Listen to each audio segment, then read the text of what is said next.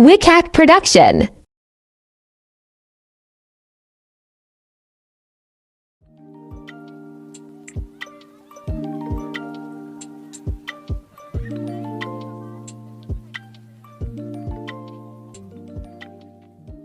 Joss.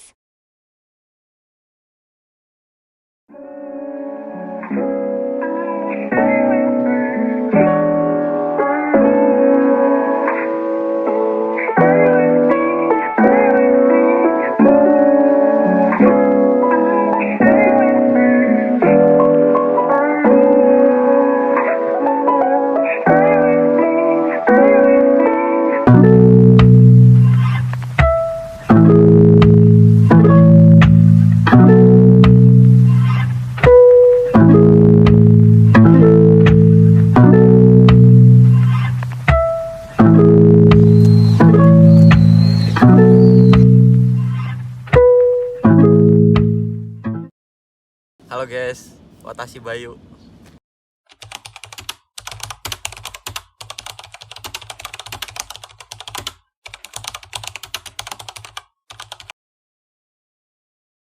Tiba di Jepang, seneng banget. Foto-foto terus sama teman-teman semuanya. Terus waktu nyampe Senta, ketemu teman-teman dari negara lain, pengalaman baru sih. Tiba di sini banyak orang. Pertama kali tiba di Jepang rasanya senang banget karena salah satu negara impian dari kecil. Terus pas sampai di Sinta juga senang banget ketemu teman berbagai negara ya.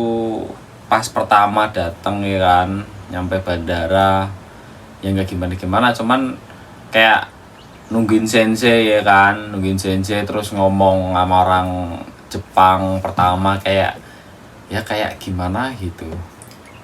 Terus habis itu apa ya, kita ke ini diantar ke Senta ya kan. Nah diantar tuh ya ibaratnya kita bawa koper, bawa tas jinjing ya kan, udah capek, udah ngantuk tapi masih jalan ke sono, terus jalan ke mobilnya lama, itu kesannya kayak capek banget anjir. Terus nyampe Senta masih dijelasin ini itu, terus naik ke lantai 3 kalau nggak lantai 2 tuh.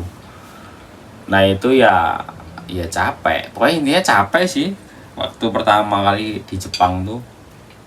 Terus ditanyain nama sentanya, ditanyain apa udah makan belum, terus punya makanan enggak ya kan. Terus ya jawabnya ya enggak, soalnya emang enggak ada kan. Terus dianterin beli makanan ke Marse itu waktu di Tojiki. Terus dijelasin ini minyak, ini sabu, jangan sampai keliru. Udah habis itu belanja muter-muter dan terusin balik, udah sih. Kalau kesan di Senta apa ya? Ya alhamdulillah ketemu sama orang-orang yang cocok, sama orang Vietnam juga cocok. Pertama kali di Jepang itu ya sangat bersyukur sih gua. Udah lama nungguin panggilan minori, sampai ibaratnya tuh nganggur lama lah, ibaratnya bisa dikatakan gitulah. Ya gimana ya, hati tuh campur aduk rasanya. Gak tahu, ada ya seneng, sedih itu campur jadi satu. Tapi lebih ke bersyukur sih gua. Itu doang tuh.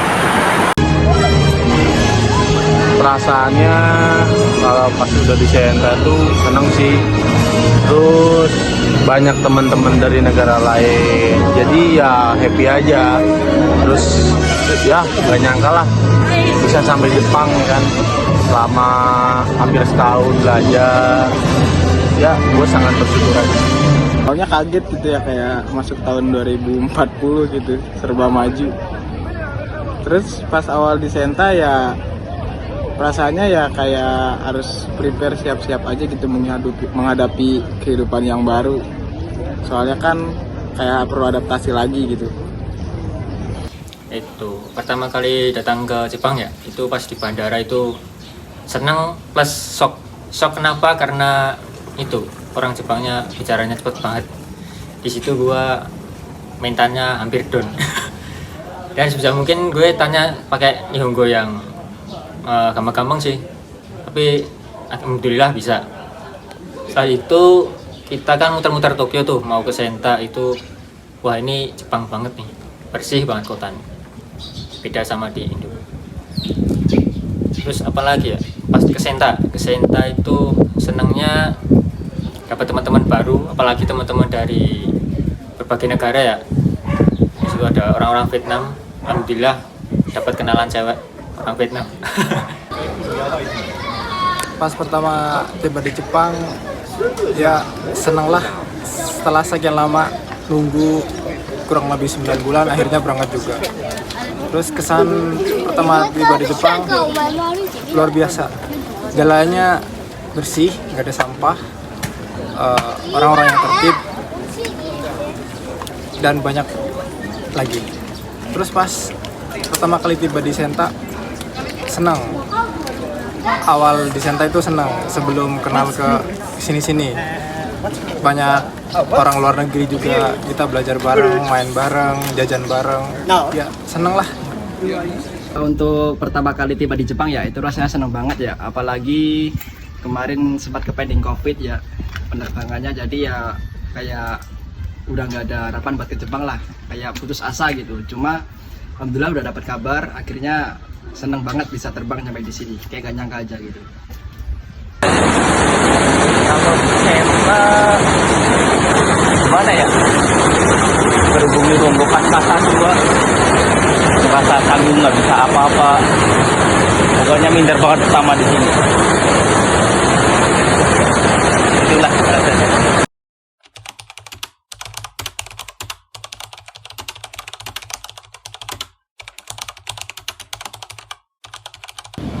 Tiba di Okayama nggak expect kalau tempatnya benar-benar gunung kayak gini, kirain cuman isu doang, taunya sama aja kayak di Tambun. Yang saya rasakan banyak hal yang saya lewati, pokoknya bersyukurlah saya tekan gini, uang tertentu saya bisa tekan gini. Pas tiba di Okayama, yang pertama heran sih karena kayak pedesaan beda yang dilihat dari ya pokoknya di luar pikiran lah. Waktu apa ya, kesannya tuh ya waktu udah dekat Okayama tuh tadinya kota, terus tiba-tiba banyak bukit ya, intinya banyak pemandangan hijau lah, kayak terus apa ya, ya kesannya ini kayaknya kampung banget lah, jauh dari mana-mana gitu ya kan. Terus yang paling berkesan tuh nyampe Eki Okayama, yang ibaratnya sini habis Shinkansen terus kereta biasa ya kan, yang tujuan Takahashi kan itu kayak apa ya, kumuh anjir, kumuhnya tuh kayak terlalu berdebu entah gimana, nggak dirawat ya, kesannya gini banget sih, kayak emang di kampung beneran. Terus naik keretanya juga kayak mirang-miring, kayak beda lah sama kereta sebelumnya yang dinaikin. Rasanya kayak keretanya udah nggak layak jalan, rasanya juga jalannya pelan, geronjalan berasa banget, jadi kayak parah banget sih ini ya di kampung beneran. Mendingan naik mobil kalau aku mikirnya. Udah itu udah Kaget, fix kaget. Ya gimana ya, ibarat gini, dari Tochigi kan kota kan, terus habis itu naik Shinkansen ya kan ke Tokyo, dari Tokyo naik Shinkansen ke Okayama. Nah Okayama habis naik Shinkansen di Bichu Takahashi, bukan ding, dari Okayama ke Bichu Takahashi itu kan naik odong-odong kan ya, itu udah terasa gimana ya, beda banget rasanya ya. Terus waktu masuk di Bichu Takahashi di sini, di tempat ini beneran ini di sini gitu kan, banyak gunung, masuk gua. Nah itu yang paling kaget sih, pasti teman-teman semua pasti ngerasain itu. Mungkin itu sih. Cukup kaget sih, karena bulan di Tochigi perkotaan ya kan, terus datang ke Okayama, gue pikir bisa lebih dari Tochigi gitu, tapi gue tetap oke lah, tetap semangat lah. Rasanya tiba di Okayama ya, itu pertama ya jujur kaget banget ya, karena awalnya tuh ngira seperti kota-kota besar gitu ya, tahu-taunya tuh ekspektasinya tuh kayak desa gitu ya, berkata itu kota mati lah ya.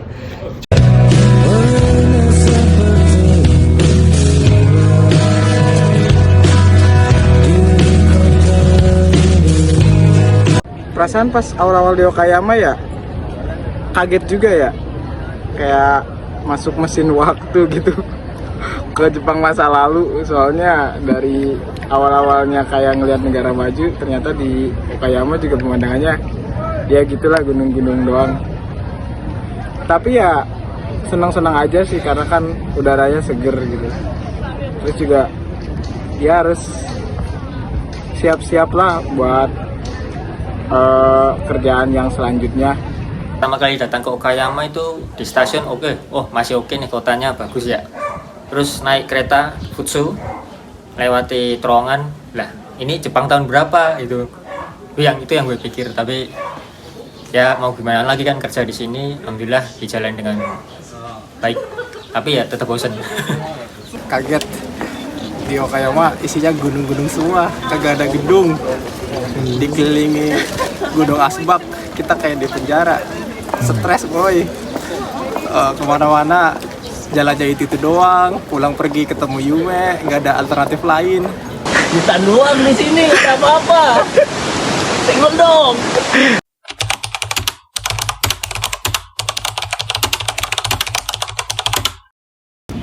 Kerja di Eagle Taro Shikata, orang Jepangnya juga enak-enak, nggak ada yang nyebelin. Bangga tak gua ya. Rasanya kerja di Eagle senang banget, punya teman-teman senpai-senpai yang baik, orang-orang Jepang yang baik, kerjaannya enak, pokoknya seneng lah. Setelah saya kerja di Eagle di pabrik manufaktur, saya merasakan beberapa hal yang membuat saya ingin terus berkembang di Jepang ini.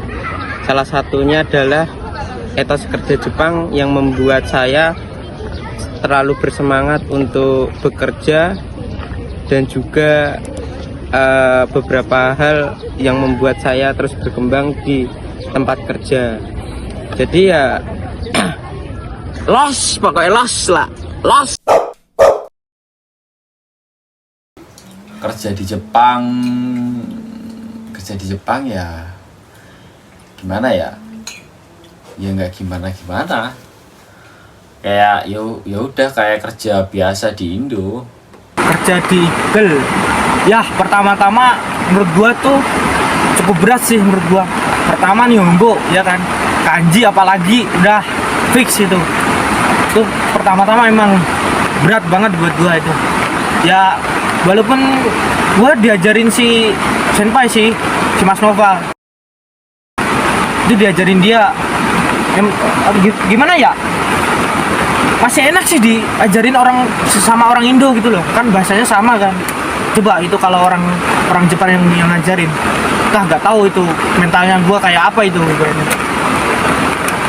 Pokok pertama-tama tuh itu berat banget buat gua itu. Perasaan gua kerja di Eagle ya, alhamdulillah sih. Gua kerja di Banggata, apalagi gua di Senjo, enak lah, apalagi orang Jepangnya. Ya terutama bos gua juga sih, jadi nggak bikin bosen kalau kerja gitu, nggak kaku gitu. Terus orang Jepangnya juga yang lain ramah-ramah. Kalau ada salah ya mungkin sama dia bisa diperbaiki lagi lah. Awal-awal sih ya enak ya, soalnya ngerasa dibimbing juga sama senpai-senpainya, sebenarnya kayak dirangkul gitu. Terus juga ngelihat kerjaan juga yang nggak terlalu capek sih, kalau udah adaptasi pasti bisa nyantai. Ditambah lagi kalau melihat curhatan teman-teman juga ya sama kerjanya capek gitu. Jadi kalau dibanding-bandingin ya lebih enak di Eagle sih sebenarnya, asal bisa adaptasi aja. Sebenarnya dia ditanya berat apa enggak ya nggak terlalu berat sih, soalnya sesuai sama gaji juga. Sama senpai-senpainya sama orang Jepangnya juga ya enakan. Yang penting bisa adaptasi aja sama tempat-tempat baru walaupun sering dipindah-pindahin. Saya kerja di Eagle ya, rasanya seneng banget. Cuma waktu pertama kali masuk itu ada sedikit kendalanya itu di Nihongo ya. Karena ada berbagai kotubah baru, terutama kotubah pabrik ya. Tapi alhamdulillah ada teman-teman yang udah ada di sini dari dulu, akhirnya bisa kebantu juga. Dari situ bisa belajar dan memahami kotubah itu. Jadi sampai saat ini alhamdulillah bisa dilancarkan semuanya. Dan untuk pekerjaan alhamdulillah nggak ada kendala sama sekali, semuanya lancar, nyaman, senang juga. Kerja di Eagle Okayama itu hari pertama masuk itu beneran gue grogi, takut banget karena ya langsung berhadapan sama orang Jepang kan, nggak ada itu apa sih nih penerjemah kan, jadi mau nggak mau harus ngandelin bahasa Jepang gua. Terus hari demi hari udah bisa lancar kerja di Banggatachi, udah nyaman. Itu dulu senpainya juga enak-enak. Terus itu dipindah ke Dairogo ya, itu wah agak sepi sih orangnya, tapi itu ada Mas Robi dan kawan-kawan, jadi enak. Kemudian tiba-tiba dipindah ke Banggata A, wah itu juga bingung kenapa dipindah, tapi ternyata Banggata A orang-orangnya juga enak, senpai-senpainya ya itulah. Apalagi di Senju itu sama Fukudasan itu enak lah, orangnya friendly banget, jadi betah banget di sana. Kerja di Eagle senang sih, enak. Ibaratnya kayak di Jepang sini ya, kita kerja gitu-gitu aja tapi dapat berapa kali lipat bayarannya dibanding di Indo kan ya. Udah kerja keras cuman segitu ya, jauh lah daripada di Indo.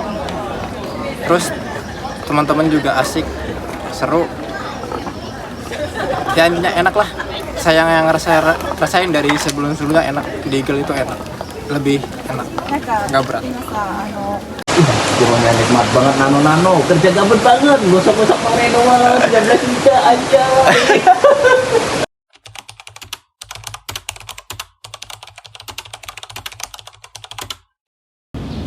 Campur aduk sih. Susahnya ada, sedihnya ada, senangnya banyak, lebih banyak senangnya yang nggak bisa dilupain. Mungkin dia patok bareng teman-teman. Hal yang nggak bisa dilupain 1 tahun di Eagle ya pokoknya seneng lah bisa jalan-jalan, lihat-lihat kota Jepang. Yang nggak iso tak lupa yaitu kerja karo wong Jepang. Pengalamannya seru, bisa melatih beberapa jiwa-jiwa yang mungkin down seperti saya, jadi seorang yang bertanggung jawab ke depannya ya, karena salah satu tanggung jawab tugas magang ini. Jadi sekiranya program magang 1 tahun ini dianggap program yang cukup lah membuat jiwa-jiwa kita itu terangkat. Pokoknya los.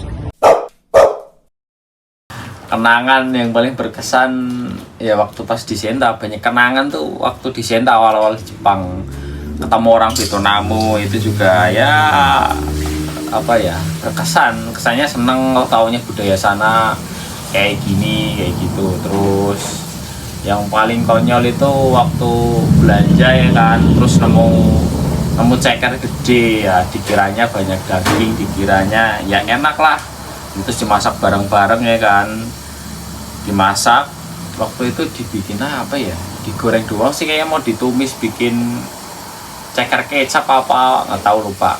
Pokoknya waktu udah dimasak ya kan, sekiranya udah enak nih, dicobain lah kok keras ya kan. Terus udah belum apa ya, belum bener-bener apa ya, belum mateng, diolah lagi ya kan, dipanasin lagi. Nah itu pokoknya berjam-jam tuh nggak apa ya, nggak bisa dimakan cekernya, jadi kayak konyol banget. Udah lapar, udah mana belanjanya lama, masaknya berjam-jam, besoknya dimasak lagi, dipanasin lagi, kayak ya masih itu kayak konyol sih, berkesan lucu.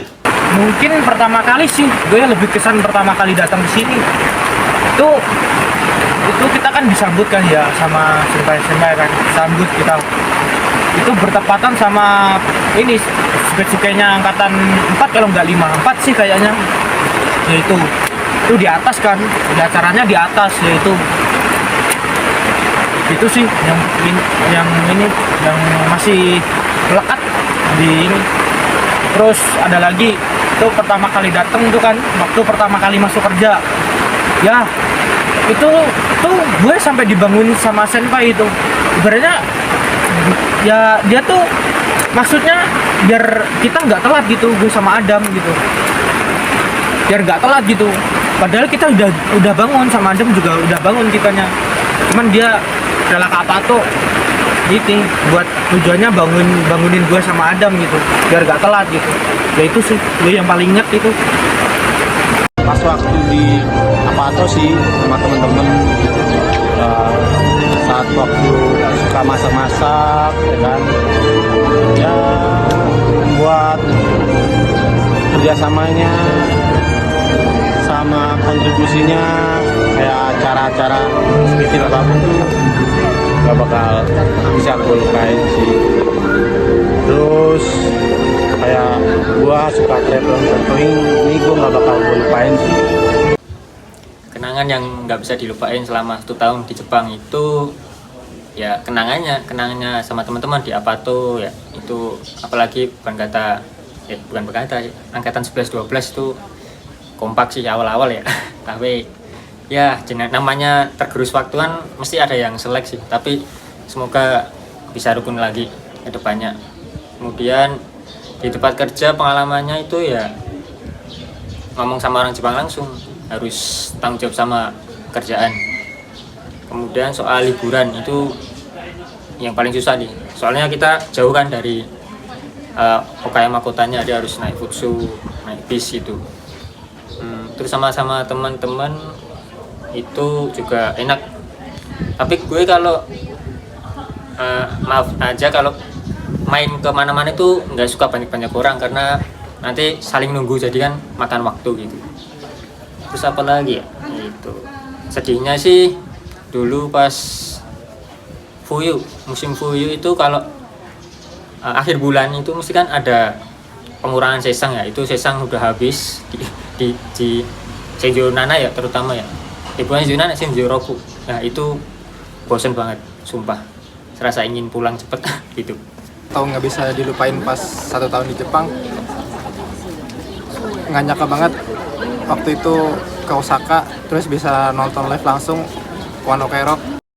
Itu nggak bisa disangka-sangka banget, kayak mimpi banget bisa nonton konser idola gitulah. Terus bisa main ke kota-kota gede yang kayak yang ada di Bugumina, Osaka, Kyoto, Hiroshima. Itu salah satu yang nggak bisa dilupain. Sama kebersamaan sama teman-teman juga itu seru banget, pasti banyak ninggalin kenangan. Di situ kita sering bikin makan-makan acara bareng, jalan-jalan bareng, main bareng. Itu pasti susah dilupain lah kenangan selama kita bersama. Datang ke Senta, waktu itu masih keadaan hujan ya, kita nentu di Senta itu.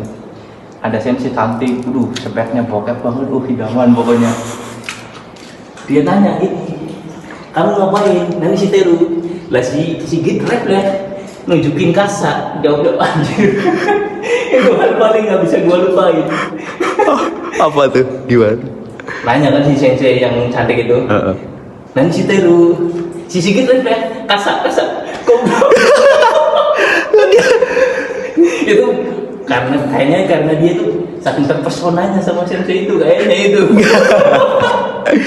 Gimana? Dia nganggapnya gimana? Tahu kasa? Pikirannya kayaknya pertanyaannya itu banget gitu ya. Nanggapnya dia apa kok jawabnya kasa? Nggak tahu dia. Pokoknya itu hal yang paling nggak bisa gue lupain selama di sini. Karena gara-gara itu cantik banget senseinya. Otaknya traveling kan, langsung nggak fokus. Oke, itu pengalaman gue. Hal yang nggak bisa dilupain sih banyak ya, karena semua kejadian adalah pengalaman hidup, anjay.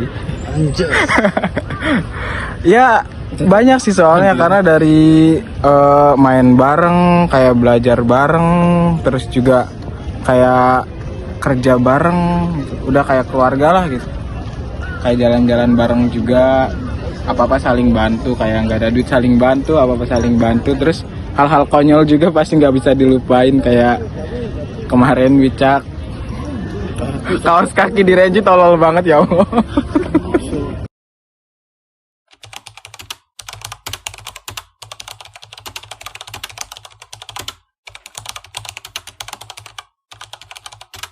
Pengalaman yang gak didapat ya, main snowboard itu kan nggak ada di Indonesia. Terus main ke kota-kota yang menurut gua bagus, kayak aduh anjing.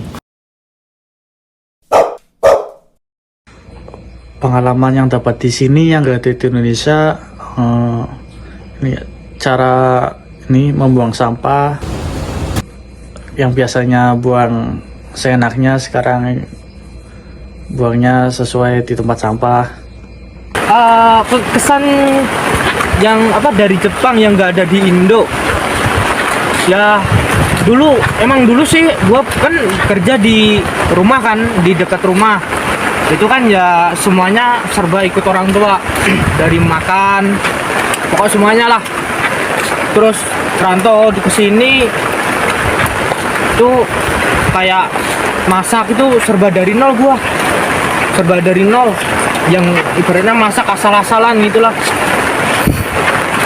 Ya kalau masak ya ibaratnya ada garam, gula, bawang merah, bawang putih, ada daging atau telur, udah langsung dioseng sejadinya, pokok bisa kenyang lah.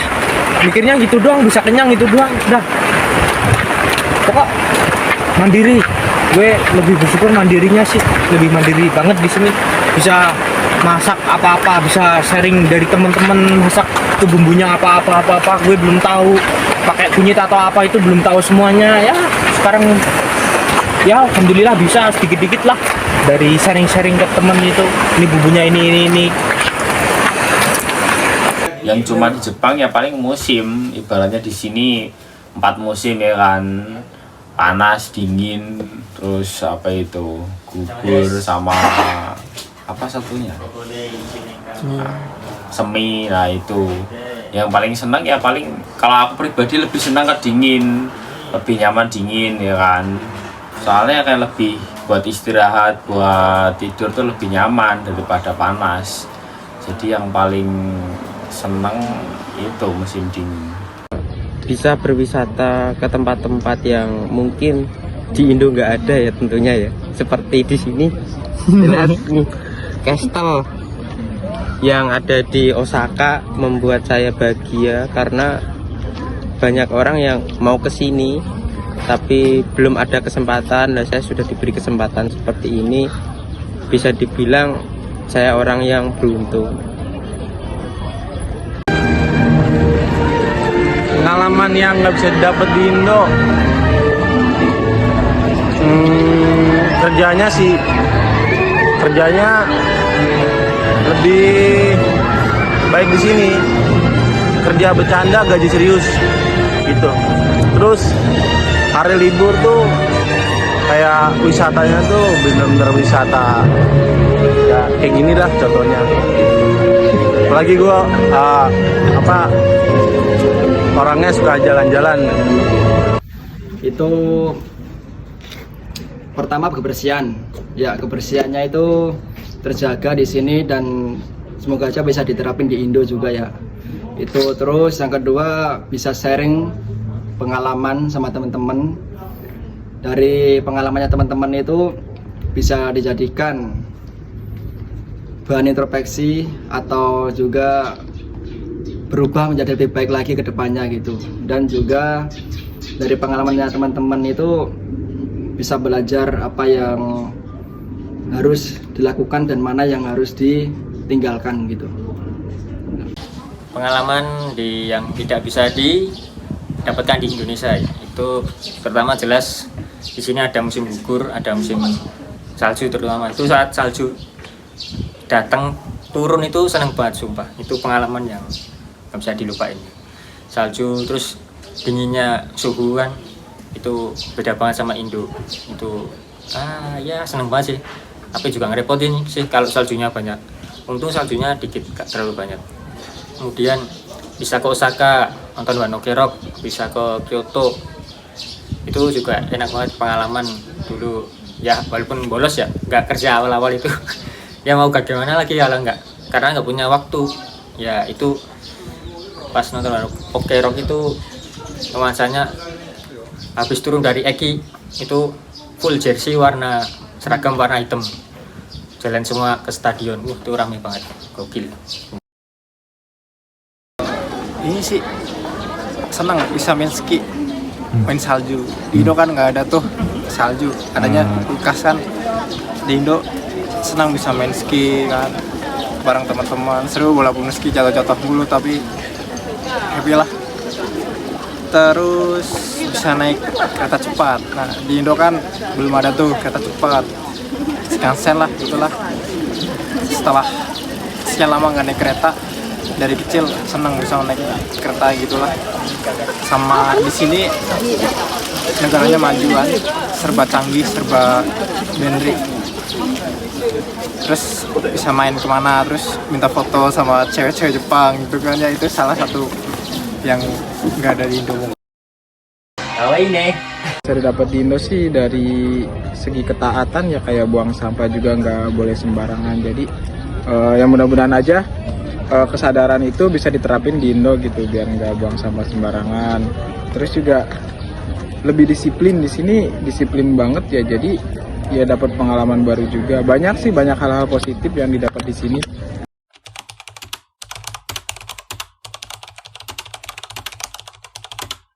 Cuma setahun di sini, kalau bisa kerja yang benar, jangan sering-sering bolos. Terus ya akur-akur lah sama teman-teman semuanya, terutama sama yang ketemu setiap hari. Jangan sering-sering ribut. Kalau habis ribut, kalau bisa cepat-cepat baikan. Pesan-pesan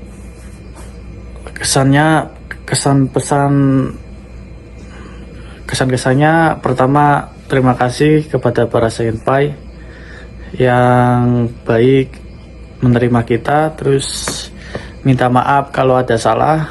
Pesan-pesannya untuk yang masih ada di sini, tetap semangat. Untuk semua pemagang yang di IKE apalagi 1 tahun ya, pesan saya ya tabung uang sebanyak mungkin. Jika uang tersebut mau digunakan untuk tujuan jenengan ya disungguh-sungguhkan di situ.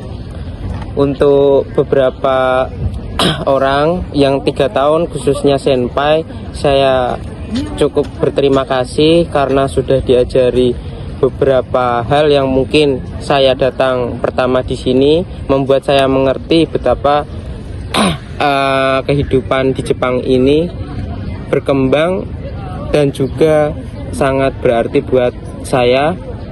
Terima kasih untuk senpai, untuk teman-teman semua, teman-teman yang membantu saya maupun yang tidak membantu saya, teman-teman yang membuat saya berkembang maupun teman-teman yang tidak membuat saya berkembang.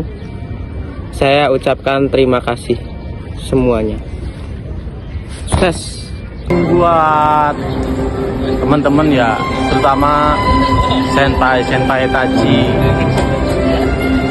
gua terima kasih lah mau nerima gua.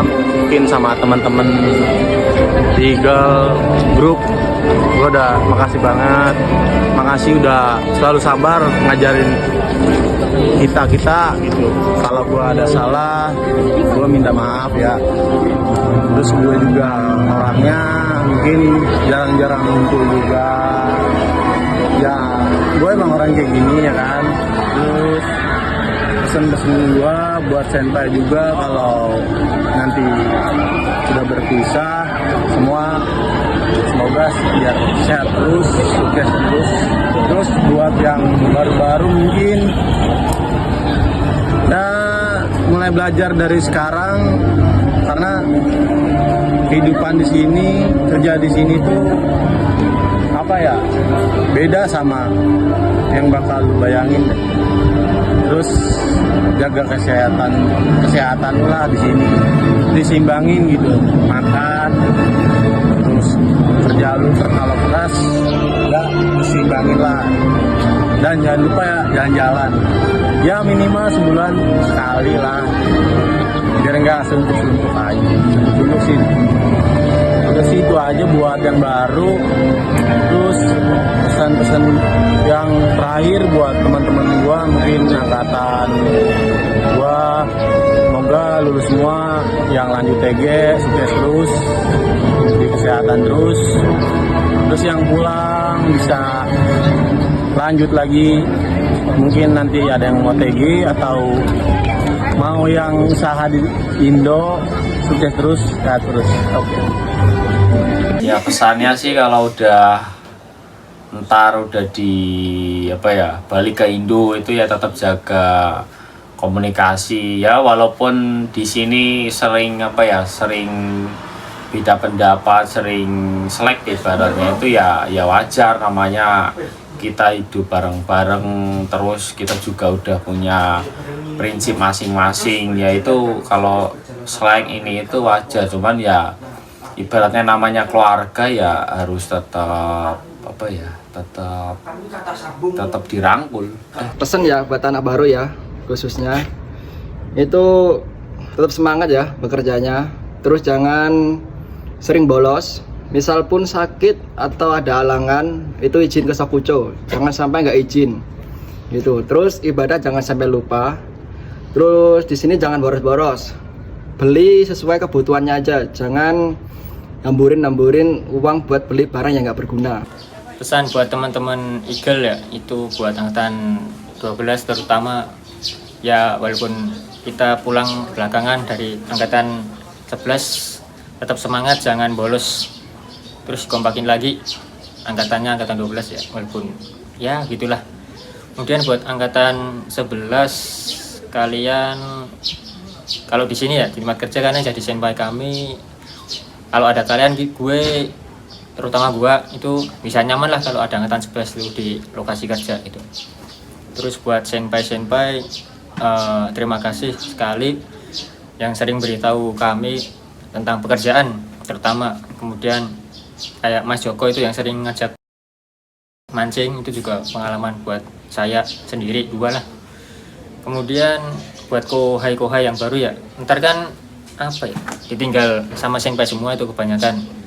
Jadi terutama yang diri sendiri emang nggak bener-bener nggak tahu bahasa Jepang, bisa mungkin sehari-hari belajar bahasa Jepang lah, minimal sejam itu aja, karena bahasa Jepang itu sangat penting kalau lu masih di sini.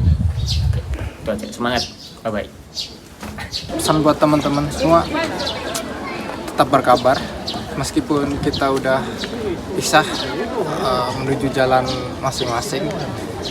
Usahain tetap berkabar, kasih kabar supaya masih silaturahminya masih erat lah. Jangan sampai diem-diem baik, misah kemana nggak ada kabar gitu kan. Ya saling berkabar lah. Setahun ini kita udah kayak saudara. Saling kasih info, misal ada info ini di sini, ada gini nih, saling kasih info lah. Ibaratnya jangan lost kontak, putus kontak. Terus buat yang lainnya, makasih 1 tahunnya, kalian luar biasa. Pesan-pesannya sih sebelum pulang ya harus ke Osaka sih. Yang pertama harus ke Osaka, wajib. Terus juga kalau buat yang senpai-senpai, makasih banget udah membimbing saya dari yang awalnya tolol banget jadi mendingan. Terus buat ya teman-teman juga ya, pasti banyak pelajaran yang didapat ya dari teman-teman juga di sini, balik hal mau positif ataupun negatif. Kalau udah dewasa udah bisa nyaring mana yang positif, mana yang negatif, mana yang pengen berkembang, mana yang pengen gitu-gitu aja ya, kesadarannya aja gitu. Nggak perlu lah apa dikasih tahu atau apa udah pada dewasa. Ya yang pasti setelah berpisah ya semangat, pasti akan selalu ngedoan dan pasti nggak bakal ngelupain momen-momen waktu bersama berjuang bareng apa-apa bareng juga. Terus juga untuk masalah kerjaan ya buat di pekerjaan berikutnya ya semoga bisa lebih baik lagi dan semoga bisa sukses dengan kerjanya masing-masing.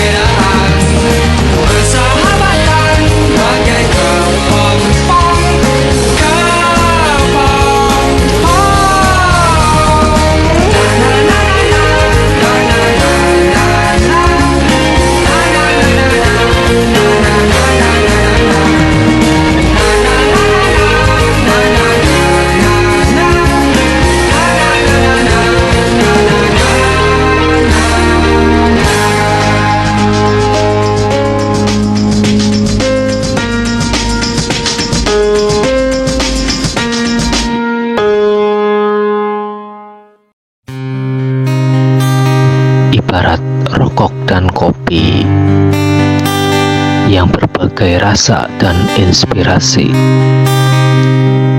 seperti layaknya sebuah perjalanan dalam hidup. Ingin kutuliskan sebuah cerita singkat di tanah Jepang ini. Aku percaya bahwa bulan yang bersinar di malam hari akan selalu menerangi di kala kegelapan. Begitu pula matahari yang bersinar di pagi hari akan memberikan kesan yang berwarna bagi tumbuhan yang membutuhkan sinarnya. Semoga pertemuan dan perpisahan ini menjadikan hakikat dalam kehidupan. Matsukare sama Desta.